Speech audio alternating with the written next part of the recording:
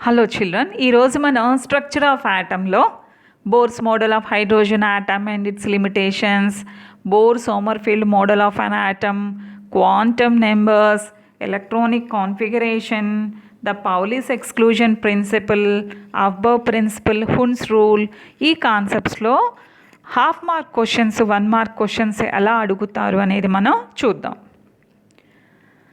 మొట్టమొదటిగా మనం bores model కనుక చూసినట్లయితే ఇక్కడ మనకి స్టేషనరీ ఆర్బిట్స్ అంటే whenever the electron is revolving around the nucleus in a fixed path, it won't lose the energy and it won't gain the energy is fixed.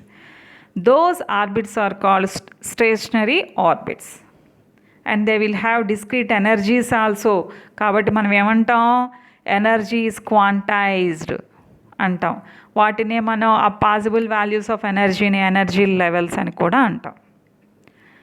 ఇక్కడ మీరు కింద డయాగ్రామ్లో చూసినట్లయితే ఇక్కడ చూడండి, ఎనర్జీని తీసుకున్నప్పుడు గ్రౌండ్ స్టేట్ నుంచి ఎలక్ట్రాన్ ఎక్సైటెడ్ స్టేట్లోకి వెళ్తుంది. మళ్ళీ గ్రౌండ్ స్టేట్కి వచ్చినప్పుడు ఆ డిఫరెన్స్ ఆఫ్ ఎనర్జీని అది బయటికి ఎమిట్ చేస్తుంది, ఎమిషన్ స్పెక్ట్రమ్ లాగా.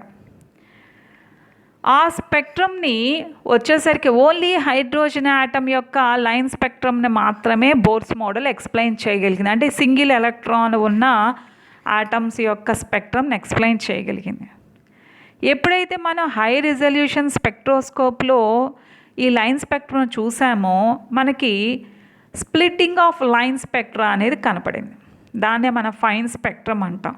కానీ బోర్స్ మోడలు ఆ ఫైన్ స్పెక్ట్రమ్ని ఎక్స్ప్లెయిన్ చేయలేకపోయింది. Even though it explained about the line spectrum of hydrogen atom, but it can't explain the fine spectrum. కాబట్టి దానికోసమని తర్వాత సోమర్ఫీల్డ్ అని ఆయన మనకి ఎలిప్టికల్ ఆర్బిట్స్ని ఇంట్రడ్యూస్ చేయడం జరిగింది. ఇప్పుడు బోర్స్ మోడల్ మీద కొన్ని క్వశ్చన్స్ అనేవి చూద్దాం.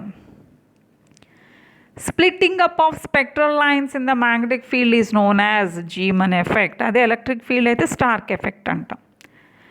తర్వాత మనం అబ్జర్వ్ చేసినట్లయితే ఆ లైన్ స్పెక్ట్రమ్ వచ్చేటప్పుడు డిఫరెన్స్ ఆఫ్ ఎనర్జీ ఎమిషన్ కానీ అబ్జార్ప్షన్ కానీ జరుగుతుంది కదా. గ్రౌండ్ స్టేట్ నుంచి ఎక్సైటెడ్ స్టేట్కి వెళ్ళేటప్పుడు అబ్జార్ప్షన్ జరుగుతోంది. అలాగే ఎక్సైటెడ్ స్టేట్ నుంచి గ్రౌండ్ స్టేట్లోకి వచ్చేటప్పుడు మనకి ఎమిషన్ స్పెక్ట్రమ్ లాగా బయటికి ఎనర్జీ అని వస్తుంది. ఎంత ఎనర్జీ వస్తుంది అంటే ఆ డిఫరెన్స్ ఆఫ్ ఎనర్జీ ఎంత అంటే డెల్టా ఈ is equal to H new. New is the frequency, H is the planks constant. ఆ ప్లాంక్స్ కాన్స్టెంట్ వాల్యూనే మనం 6.626 × 10⁻⁻34 joule seconds. Bohr's model explains all the line spectra observed in the case of hydrogen atom. Bohr's model failed to account for the splitting of atomic spectra, fine spectra. తర్వాత కింద క్వశ్చన్లో which electronic shell is at higher energy level K or L. మనం ఒకటే గుర్తుపెట్టుకున్నాం, nucleus నుంచి radius of the orbit పెరిగే కొద్దీ దాని ఎనర్జీ పెరుగుతుంది. అంటే కే, ఎల్, ఎం. అంటే కే కంటే ఎల్కి ఎనర్జీ ఎక్కువ ఉంటుంది, ఎల్ కంటే ఎంకి ఎనర్జీ ఎక్కువగా ఉంటుంది. ఒక్కోసారి దీన్ని n=1, n=2, n=3 అని కూడా ఇస్తారు. ఇక మనం bore Sommerfeld model of an atom కనుక చూసినట్లయితే he introduced the elliptical orbits. ఇక్కడ మీరు అబ్జర్వ్ చేస్తే n=1లో ఒక సర్క్యులర్ ఆర్బిట్ ఉంది, n=2లో ఒక సర్క్యులర్ ఆర్బిట్, ఒక ఎలిప్టికల్ ఆర్బిట్ ఉంది, n=3లో 2 ఎలిప్టికల్ ఆర్బిట్స్, ఒక సర్క్యులర్ ఆర్బిట్ ఉంది, n=4లో 3 ఎలిప్టికల్ ఆర్బిట్స్, ఒక సర్క్యులర్ ఆర్బిట్ మాత్రమే ఉన్నాయి. దీని ద్వారా ఆయన ఈ ఫైన్ స్పెక్ట్రాని ఎక్స్ప్లెయిన్ చేయగలిగారు త్రూ ఎలిప్టికల్ ఆర్బిట్స్ అనమాట. Who proposed the elliptical orbits అంటే Sommerfeld. But he failed to account for the atomic spectra of atoms of more than one electron ఉన్న అటమిక్ స్పెక్ట్రాన్ మాత్రం ఎక్స్ప్లెయిన్ చేయలేకపోయారు. ఇక్కడ మీకు ఆర్బిట్కి ఆర్బిటాల్కి ఉన్న ఒక డిఫరెన్స్ సింపుల్గా చెప్తానమ్మా. ఇక్కడ n=1లో ఒక సబ్షెల్లే ఉంటుంది. ఇక్కడ చూడండి 2 సబ్షెల్స్ కనపడుతున్నాయి కదా, 2 సబ్షెల్స్ కలిపి మనం n=2 అంటాం. అంటే n ఈజ్ ఈక్వల్ టు 2 అంటే మెయిన్ ఆర్బిట్ ఈ 1 2 అనేవి సబ్షెల్స్, వాటిని తర్వాత ఆర్బిటాల్స్ అంటాం, ఎస్ ఆర్బిటాల్, పి ఆర్బిటాల్ అంటాం. అలాగే n ఈజ్ ఈక్వల్ టు 3లో 3 సబ్షెల్స్ ఉంటాయి, వాటిని మన ఎస్పిడి ఆర్బిటాల్స్ అనేవి అంటాం మనం. ఇప్పుడు already S orbital, P orbital అనే విషయం మనం చూసాం. n ఈజ్ ఈక్వల్ టు 1లో S orbital, n is equal to 2లో S orbital, P orbital, n is equal to 3లో S orbital, P orbital, D orbital. ఇక్కడ మీరు అబ్జర్వ్ చేసినట్లయితే ఎస్ ఆర్బిటాల్లో ఒకే ఒక ఆర్బిటాల్ ఉంది, పి ఆర్బిటాల్లో 3 ఉన్నాయి. అంటే పి ఆర్బిటాల్లోనే సబ్గా మళ్ళీ 3 గదుల్లా కనిపిస్తున్నాయి, డిలో 5 కనిపిస్తున్నాయి. వీటిని డీజెనరేట్ ఆర్బిటాల్స్ అంటారు. అంటే పిలో డీజెనరేట్ ఆర్బిటాల్స్ ఎన్ని ఉన్నాయి? 1 2 3 ఉన్నాయి, పిలో 3 ఉన్నాయి. ఎస్లో ఎన్ని ఉన్నాయి? 1 ఉంది. డీలో ఎన్ని ఉన్నాయి? 5 ఉన్నాయి. డీజెనరేట్ ఆర్బిటాల్స్ అంటే డీజెనరేట్ ఆర్బిటాల్స్ అంటే orbitals having the same energy. ఈ n ఈజ్ ఈక్వల్ టు 1 అంటేనేమో మనకి principal quantum number, n is equal to 2 అంటే ఈ సబ్షెల్స్ ఉన్నాయే, ఈ subshells l is equal to 0, l is equal to 1, ఇలా వీటిని s orbital, p orbital, d orbital అన్నాం కదా. ఈ ఎస్ ఆర్బిటాల్ యొక్క ఎల్ వాల్యూ 0, పి ఆర్బిటాల్ యొక్క ఎల్ వాల్యూ 1, డి ఆర్బిటాల్ యొక్క ఎల్ వాల్యూ 2. ఆ విషయం గుర్తుపెట్టుకోండి. అలాగే ఎస్ ఆర్బిటాల్ యొక్క షేప్ వచ్చేసరికి ఒక డీజెనరేట్ ఆర్బిటాల్ మాత్రమే ఉంది, స్పెరికల్ షేప్లో ఉంది. పి ఆర్బిటాల్కి వచ్చేసరికి 3 డీజెనరేట్ ఆర్బిటాల్స్ ఉన్నాయి, పిఎక్స్, పివై, పిజెడ్ డంబెల్ షేప్లో ఉన్నాయి. అలాగే డి ఆర్బిటాల్కి వచ్చేసరికి 5 డీజెనరేట్ ఆర్బిటాల్స్ ఉన్నాయి, డబల్ డంబెల్ షేప్లో ఉన్నాయి. D X Y, D Y Z, D Z X, D X square, Y square, D Z square. Next చూసినట్లయితే కొన్ని క్వశ్చన్స్ వీటి మీద చూద్దాం. What is the shape of S orbital? ఇప్పుడే చూసాం, spherical. What is the shape of P orbital? Dumbbell. What is the shape of D orbital? Double dumbbell. ఇప్పుడు మనం ఆల్రెడీ ఒక విషయాన్ని మనం మాట్లాడుకున్నాం. ఎస్ ఆర్బిటాల్ ఎల్ వాల్యూ 0 అనుకున్నాం. డీజెనరేట్ ఆర్బిటాల్స్ వచ్చేసరికి 1 ఉంది అనుకున్నాం. పి ఆర్బిటాల్ వచ్చేసరికి ఎల్ వాల్యూ 1 అనుకున్నాం, డీజెనరేట్ ఆర్బిటాల్స్ 3 అనుకున్నాం. డి ఆర్బిటాల్ వచ్చేసరికి ఎల్ వాల్యూ 2 అన్నాము, డీజెనరేట్ ఆర్బిటాల్స్ 5 అన్నాం. ఎఫ్ ఆర్బిటాల్కి వచ్చేసరికి ఎల్ వాల్యూ 3 అన్నాం, డీజెనరేట్ ఆర్బిటాల్స్ 7 అన్నాం. ఒక్కొక్క డీజెనరేట్ ఆర్బిటాల్స్లో the maximum electrons that can be accommodated are 2. కాబట్టి ఎస్ ఆర్బిటాల్లో మ్యాక్సిమం ఎన్ని ఎలక్ట్రాన్స్? 2 వస్తాయి. పిలో 6, డిలో 5 × 2 10, ఎఫ్లో 14. ఇప్పుడు ఈ విషయాన్ని బట్టి అక్కడ చూద్దాం. ఇక్కడ మ్యాచ్ ద ఫాలోయింగ్ అని ఆర్బిటాల్ నెంబర్ ఆఫ్ ఎలక్ట్రాన్స్ అన్నారు. ఆల్రెడీ ఎస్కి ఎన్ని ఎలక్ట్రాన్స్ అని మనం ఆల్రెడీ చూసాం, మనం 2 ఎలక్ట్రాన్స్, కాబట్టి 2 ఎలక్ట్రాన్స్. పి ఆర్బిటాల్కి వచ్చేసరికి 6 అని చూసాము, కాబట్టి 6 ఎలక్ట్రాన్స్. డి ఆర్బిటాల్కి వచ్చేసరికి మనం ఏమని చూసాము? 10 అని చూసాము, కాబట్టి 10. ఎఫ్ ఆర్బిటాల్ వచ్చేసరికి మనం 14 అని చూసాము. ఇక మనకి మిగిలింది ఒకటే, ఫర్ nth ఆర్బిట్ 2n². అంటే nth ఆర్బిట్ 2n² అంటే ఏంటంటే, ఇప్పుడు suppose n is equal to 3 ఉంది. ఈ ఆర్బిట్లో టోటల్ నెంబర్ ఆఫ్ ఎలక్ట్రాన్స్ ఎన్ని ఉంటాయి అని తెలుసుకోవాలంటే 2n² అనే ఫార్ములా. అంటే 2 × 3² అంటే 2 9s or 18 ఎలక్ట్రాన్స్ ఉంటాయి. For nth orbit number of electrons అయితే 2n², నెంబర్ ఆఫ్ ఆర్బిటాల్స్ అయితేనేమో n², నెంబర్ ఆఫ్ ఎలక్ట్రాన్స్ అయితే 2n². గుర్తుపెట్టుకోండి, ఎలక్ట్రాన్స్ కావాలంటే 2n², అదే ఆర్బిటాల్స్ కావాలంటే మనం ఓన్లీ n² వేస్తాం మనం. ఇక్కడ ఇంకా కొన్ని బిట్స్ చూద్దాం. S orbital spherical shape, p orbital dumbbell shape. What is the shape of the orbital if the angular momentum quantum number L is equal to 1? L is equal to 0 అయితే మనకి S orbital, L is equal to 1 అంటే P orbital కాబట్టి dumbbell shape. Out of 3D and 4S which has more n+l value అన్నారు. ఇక్కడ మనం n+l value వచ్చేసరికి 3D. ఈ 3 అనేది ఎల్ని మనకి n వాల్యూని తెలియచేసింది. D అనే దాని l వాల్యూ 2 కాబట్టి 3 + 2 5. అలాగే 4S, ఈ 4 అనేది n వాల్యూని తెలియజేసింది. l value for s orbital is 0 కాబట్టి 4 + 0 4. కాబట్టి దేనికి ఎక్కువ? 3Dకి ఎక్కువ. Who introduce elliptical orbit? Sommerfeld. అలాగే మనకి principal quantum number, angular momentum quantum number, magnetic quantum number, spin quantum number కంపారిటివ్గా మీకు ఇవ్వడం జరిగింది. ఇక్కడ మీరు principal quantum number is proposed by Niels Bohr and angular momentum quantum number was introduced by Sommerfeld and magnetic quantum number by Lande and spin quantum number was introduced by Uhlenbeck and Goudsmit. ఏ లెటర్తో denote చేస్తామనేది కూడా మీకు ఇవ్వటం జరిగింది. n values వచ్చేసరికి 1 to infinity వరకు ఉంటాయి. l వాల్యూస్ వచ్చేసరికి 0 to n-1. అలాగే ml వాల్యూస్ వచ్చేసరికి -l to +l. అలాగే ms వాల్యూస్ వచ్చేసరికి +12 and -12. Angular momentum quantum number, మన principal quantum number, magnetic quantum number, spin quantum number అని చూసాం. ఇప్పుడు ఒక్కొక్క క్వాంటమ్ నెంబరు దేన్ని డినోట్ చేస్తుందనే చూద్దాం. Principal quantum number gives the size and energy of the main shell and L value gives the shape of the subshell and ML value gives the orientation of the orbital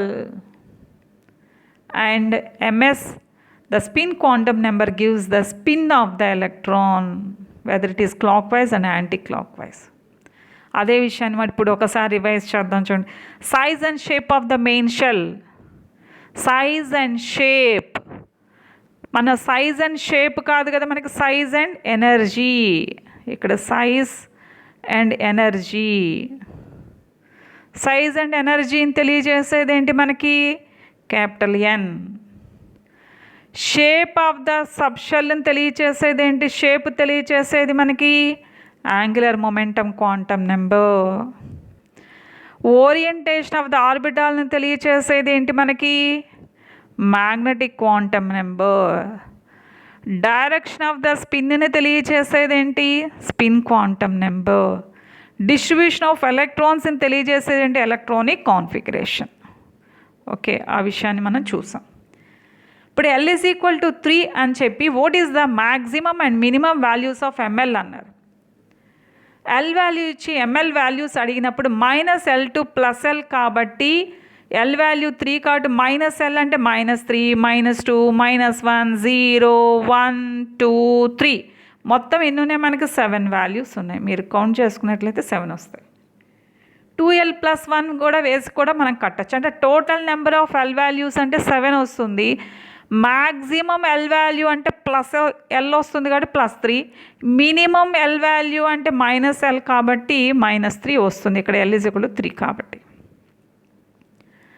అలాగే ఇక్కడ value of n అంటే 1 to infinity కదా, అదే విషయాన్ని ఇక్కడ non zero integers అని ఇచ్చారు. Value of n అంటే నాన్ జీరో ఇంటిజర్స్, ఎందుకని 1 to ఇన్ఫినిటీ కాబట్టి. వాల్యూ ఆఫ్ L వచ్చేసరికి 0 to n-1. Value of ML -L to +L. అలాగే value of MS +12 -12. D orbital వచ్చేసరికి ఏమవుతుందమ్మా? L = 2. This is the answers. అలాగే electronic configuration వచ్చేసరికి మనకి ఈ సీక్వెన్స్ ఒకటి గుర్తుపెట్టుకుంటే మీరు దేనికైనా electronic configuration రాసుకోగలుగుతారు. 1s, 2s, 2p, 3s, 3p, 4s, 3d, 4p, 5s కనీసం ఇక్కడ వరకైనా గుర్తుపెట్టుకోండి. ఇప్పుడు నేను సపోజ్ మీకు మోడల్కి ఒకటి రాస్తున్నాను. సోడియం తీసుకున్నాను, 11 తీసుకున్నాను. 1s, 2s, 2p, 3s, 3p ఇలా రాసుకుంటూ వెళ్దాం. చూద్దాం. ఎస్ అంటే మ్యాక్సిమం 2 అకామిడేట్ అవుతాయి, పి అంటే మ్యాక్సిమం 6, డి అంటే మ్యాక్సిమం 10. కాబట్టి 2, 2, 6, 10 అయిపోయాయి కాబట్టి ఇక్కడ మిగిలింది 1 కాబట్టి 1 వేసాను. ఇలా రాయొచ్చు. దీనిని ఈ 10 కూడా మనకి 10 యొక్క అటామిక్ నెంబర్తో ఉన్న ఇనర్ట్ గ్యాస్ ఏంటి, మనకి నియాన్. నియాన్ ఇలా స్క్వేర్ బ్రాకెట్స్లో పెట్టి 3s1 అని కూడా రాసుకోవచ్చు. ఈ విధంగా ఎలక్ట్రానిక్ కాన్ఫిగరేషన్ అనేది మనం రాసుకోవచ్చు.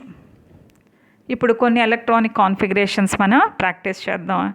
ఇక్కడ ఎలక్ట్రానిక్ కాన్ఫిగరేషన్ రాసేటప్పుడు ఒక క్రోమియం, కాపర్ మాత్రం ఎక్సెప్షన్స్ ఉంటాయి. ఎందుకంటే fully filled orbitals, half filled orbitals they will have more stability కాబట్టి కొన్ని ఎక్సెప్షన్స్ అనేవి ఎరేజ్ అవుతాయి. ఫస్ట్ మనం కార్బన్కి చూద్దాం. ఈ 2 ఎక్సెప్షన్స్ కాబట్టి తర్వాత చూద్దాం. Chromium, copper. కార్బన్ చూద్దాం. కార్బన్ 6 కదా మనకి, 1s2 2s2 2p2, 1s2 2s2 2p2 ఎక్కడుంది చూడండి. మనకి కార్బన్ 1s2 2s2 2p2, మనకి 1s2 2s2 2p2 కావాలి మనకి. ఇక్కడ ఏం చేశారంటే ఈ 1s2 ప్లేస్లో హీలియంని పెట్టారు. ఇట్లా హీలియం 2s2 2p2 అంటే ఇది ఆన్సర్. ఇలా కూడా ఇస్తారు ఒక్కోసారి. అలాగే మనకి నైట్రోజన్ చూద్దాం. నైట్రోజన్ 7. యాక్చువల్గా నైట్రోజన్ 7 అంటే 1s2 2s2 మనం రాసుకున్నప్పుడు మనకి 1s2 2s2 2p3 అంటే ఈ 1s2 ప్లేస్లో ఏం చేస్తారు, హీలియం పెట్టుంటారు. చూడండి ఒక్కసారి, helium 2s2 2p3. Zinc 30, zinc ఇక్కడ చూడమ్మా, జింక్ 30. జింక్ 30 అంటే 1s2 2s2 2p6 3s2 3p6 3p తర్వాత 3d రాకూడదు, 4s రావాలి. 4s2 3d చూద్దాం ఎంత అయినాయో, 10 12 18 3d 10. వీళ్ళు ఏం చేశారంటే ఇక్కడ వరకు, ఇక్కడ చూడమ్మా 18 ఇదంతా కూడా 10 12 18 కదా, ఇక్కడ వరకు మనకి 18 ఆర్గాన్ కదా, ఆర్గాన్ 4s2 3d 10 అని రాశారు. అలాంటిది ఎక్కడుందో చూద్దాం. 4s2 3d 10 కనిపించిందా? కనిపించిందమ్మా. Copper 4s2 3d 10. జింక్ వచ్చేసరికి 4s2 3d 10. ఇప్పుడు ఎక్సెప్షనల్ కేసెస్ చూద్దాం. క్రోమియము, కాపరు చూద్దాం. క్రోమియం వచ్చేసరికి 24. యాక్చువల్గా 1s2 2s2 2p6 3s2 3p6 4s2 ఇక్కడికి ఎన్ని అయ్యాయో చూడండి. 2 2 10 12 18 20 24 కాబట్టి 3d 4 రావాలి. కానీ ఏం జరుగుతుందంటే 4s1 3d 5 వస్తాయి అన్నమాట. ఎందుకని 3d 5 4s1 అన్నప్పుడు హాఫ్ ఫిల్ ఆర్బిటాల్స్కి మోర్ స్టెబిలిటీ ఉంటుంది కాబట్టి ఇక్కడ మనకి ఎక్సెప్షన్స్ ఉంటాయి. కాబట్టి క్రోమియంది ఏంటి, మనకి 4s1 3d 4 మనకి రావాలి, 4s2 3d 4 రావాలా మామూలుగా అయితే, కానీ 4s1 3d 5 వస్తుంది, గుర్తుపెట్టుకోండి. అలాగే కాపర్ కూడా సేమ్. దీనిని ఒక్కోసారి ఇలా 3s2 3p6 వరకు వాళ్ళు ఆర్గాన్ అని కూడా రాయొచ్చు. ఆర్గాన్ 4s1 3d 5 అని రాయొచ్చు. కాపర్కి వచ్చేసరికి సేమ్ ఇలాగే 4s1 3d 10 ఉంటుంది. యాక్చువల్లీ 4s2 3d 9 రావాలి. ఇక్కడ ఫుల్లీ ఫిల్డ్ ఆర్బిటాల్, ఇక్కడ హాఫ్ ఫిల్డ్ ఆర్బిటాల్ ఉండడం వల్ల దానికి ఆ ఎక్సెప్షన్ అనేది వచ్చింది. అందుకే మీరు అబ్జర్వ్ చేసినట్లయితే క్రోమియం చూడండి, ఇక్కడ 4s1 3d 5 ఆర్గాన్ పెట్టి 4s1 3d 5 పెట్టారు. అలాగే కాపర్కి వచ్చేసరికి 4s1 3d 10. ఈ విధంగా ఎక్సెప్షన్స్ అనేవి ఉంటాయి. ఆ విషయాన్ని గుర్తుపెట్టుకోండి. అదే మళ్ళీ ఇక్కడ రాయటం జరిగింది.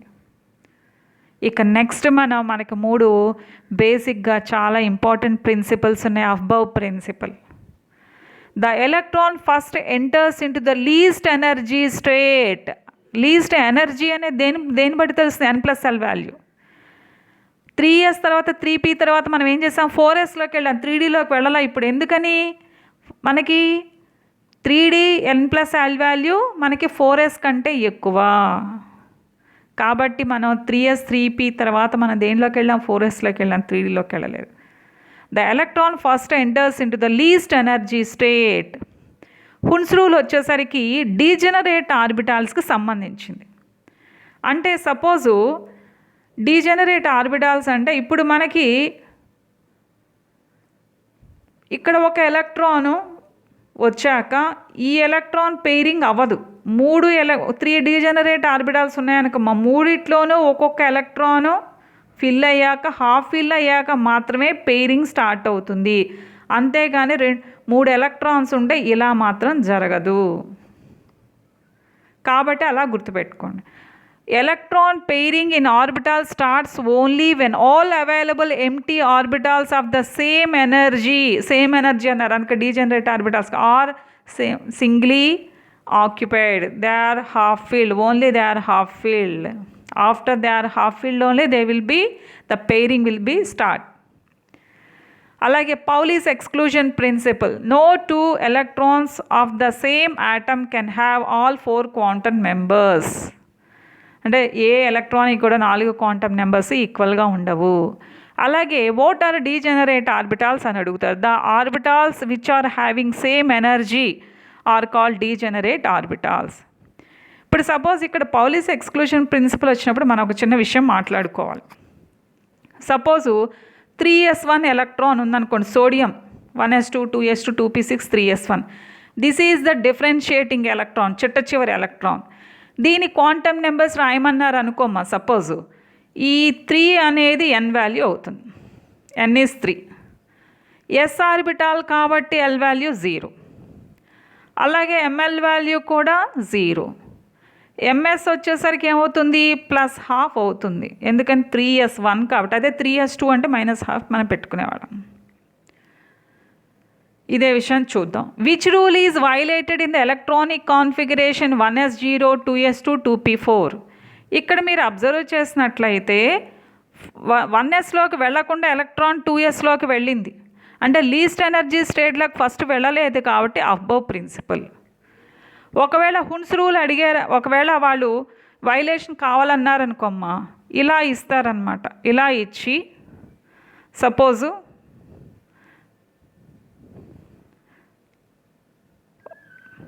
మనకి 2s 2p అని ఇచ్చి 2s 2p అని ఇచ్చి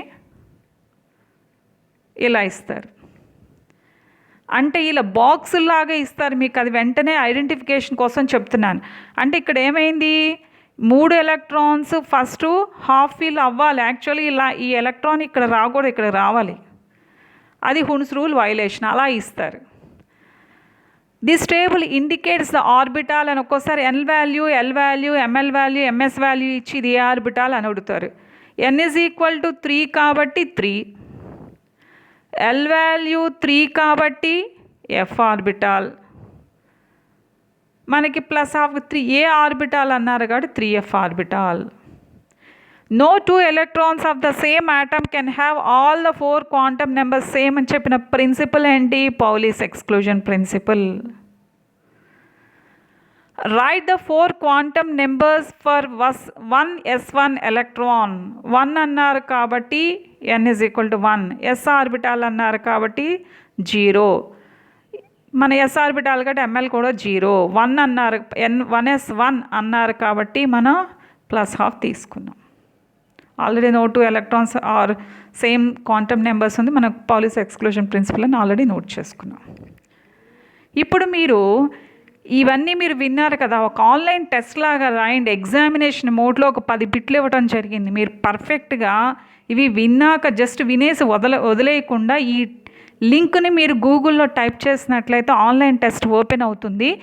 ఓపెన్ చేసి ఎంతవరకు మీరు ఆన్సర్ చేయగలుగుతున్నారు, ఎగ్జామినేషన్ మోడ్లో మీరు ఎలా రాయగలుగుతున్నారు, ఏదైనా తప్పులు చేస్తున్నారు అనేది వెరిఫై చేసుకోండి. కాబట్టి wish all the best children.